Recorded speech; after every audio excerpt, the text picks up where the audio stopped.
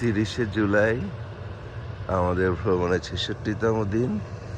আজকে জাকিয়ার হ্যান্ডিক্যাপ সাইনের বদৌলতে আমরা একটা খুব ভালো একটা পাকা করা ক্যাম্প সাইট পেয়েছিলাম, একদম সাথেই ওয়াশরুম, খুব সুবিধাজনক ছিল আমাদের জন্য। ক্যাম্প গ্রাউন্ড দেখলাম, তার ভিতরে আইওয়া স্টেটের মানে গভর্নমেন্টের ক্যাম্প গ্রাউন্ডের ভিতরে আইওয়া স্টেটেরটা সবচেয়ে বেশি ভালো লাগলো, খুব পরিষ্কার পরিচ্ছন্ন। তারপরে এই যে ডাম্পিং ফ্যাসিলিটিটা,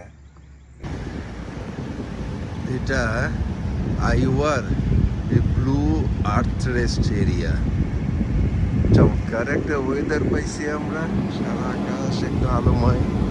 যে জিনিসটা দেখানোর জন্য এদের এই যে বড় বড় গাড়িগুলি, ট্রাক কিংবা আমাদের মতো বড় মোটর হোম রাখার হ্যান্ডিক্যাপের জন্য আলাদা পার্কিং আছে। এইটা আমি আর কোনো রেস্টুরেন্টে দেখছি, আমরা আমার মনে পড়ে না। আমরা আইওয়ার ক্লিয়ার ওয়াটার ক্যাম্প গ্রাউন্ড থেকে আজকে সকালে শুরু করছি। I-35 নর্থ নিয়ে মিনিসোটায় ঢুকছি। মিনিসোটা থেকে I-90 ওয়েস্ট। আমরা এই I-90 ওয়েস্ট দিয়ে অনেক দূর যেতে থাকবো। দেখা যাক আজকে কত দূর পারি। আমরা হয়তো ভাবছি যে মিনিসোটা ক্রস করে সাউথ ডেকোটার কোনো একটা ক্যাম্প গ্রাউন্ডে যে থেকে যাব। এটা একটা গ্যাস স্টেশন, আমাদের খণ্ডকালীন যাত্রা বিরতি।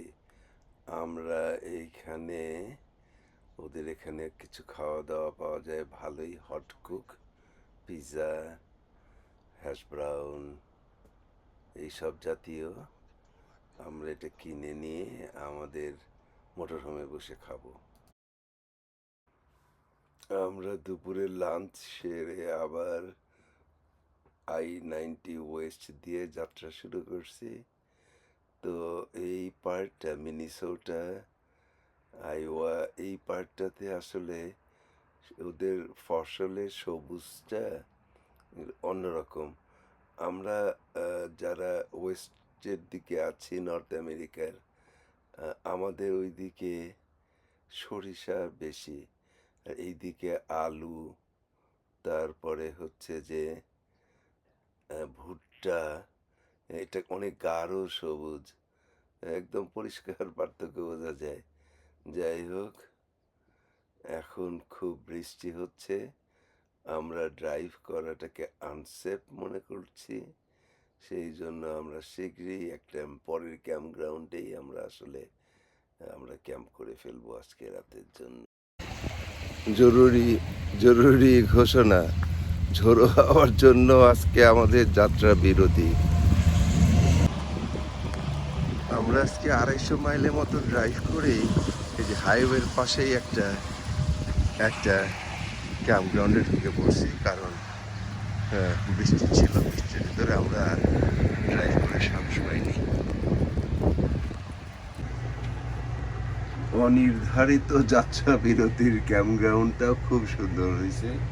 তো আমাদের রুটিন কাজ, এই যে জাকিয়া বেগম কই গেলা? জাকিয়া বেগম লন্ড্রি করার জন্য ছুটছে।